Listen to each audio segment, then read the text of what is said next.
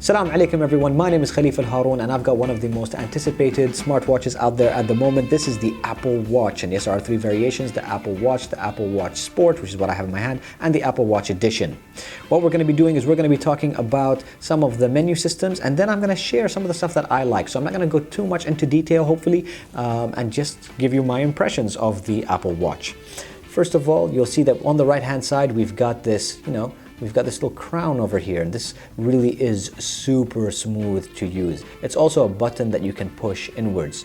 Right below it, we've got another button over here, and this is what you use to launch your friends menu. But before we talk about that, let me just quickly show you the back. And the back, this is where you can see you got the microphone, you've got the speaker, and you've got the sensors as well. And plus you've got the easy feature of actually just simply pushing that button and then pulling this out, and then you can change your watch straps if you wanted to. But anyway, that's just a quick explanation, quick walkthrough around the watch itself. So first of all, you'll see that this is the clock face that you see. There are actually around four main areas of the phone, in my opinion. First of all, when you pull down, this is where you can see, the different notifications. And if you push the home button again, it'll just push it back, or you could even swipe up so that you can put the notifications away. The other thing that you've got is you've got what they call glances. So when you swipe up, you'll see some of the different cards, I'd say, or tiles that show off some of the quick options based on some of the apps that you have and some of the features that are installed already on the Apple Watch. So in this case, we've got some quick toggles. You can see my heart rate. So if I tap on that, it'll show me my heart rate. Here's how much I've been moving and exercising and standing. As you can see, exercise is a little bit low at the moment. And then we can see, your calendar, the weather, and so on. So we've got a lot of options. I just swiped away. Now, if I touch on the crown again, we'll see that I've got this user interface. And actually, I'm so surprised at how smooth this is, because I see hardly any lag at all. And I think that this is pretty amazing. Using the crown, you can always zoom in and out if you wanted to. And as you zoom in, that's when it shows you the app, or you can simply tap as well. In this case, I just tapped back on the watch. The other thing I wanted to share is that when you touch on this button, this is where you see your friends. There's my friend Hamid, and it's an easy way for me to quickly send him a message or give him a phone call. Or if he's also got an Apple Watch, then I can do all those little taps and send little messages and so on. Those are some of the main features, but let me tell you my usage with the Apple Watch. To be honest, I've got quite a few smartwatches. I've got the Moto 360, I've got Samsung smartwatches, I've got even the Asus Zen, and I've even used the LG G Watch, and to be honest, I really love all of the watches that I have. Particularly, I really like the look of the Moto 360 as well, with the round screen. However, with the Apple Watch, this is probably the watch that I use most since I've actually got my hands on it. I really enjoy taking a look at notifications, the feeling of the vibrations. Just, I really feel like I use this like a smartwatch is supposed to be used. Seriously. Now, if I quickly launch this, I wanted to show one more feature. And this is, you've got this force touch. So yes, I can simply go ahead and touch that and open up the calendar if I needed to touch something that was on the screen. But if I push it strongly, then it gives me the option to change the watch faces as well. So that is something that I really thought that would be worth mentioning for you guys. Now, when it comes to the vibration that's on this, one of the things I really love is it doesn't feel like a vibration. It actually feels like someone is tapping me on my wrist. I don't know how to describe the feeling, but it is a really nice feeling. The screen actually looks really great. It's got, not a super extra high DPI, but based on the distance that you hold your hand, I hardly see, the pixels on screen. So it's really great.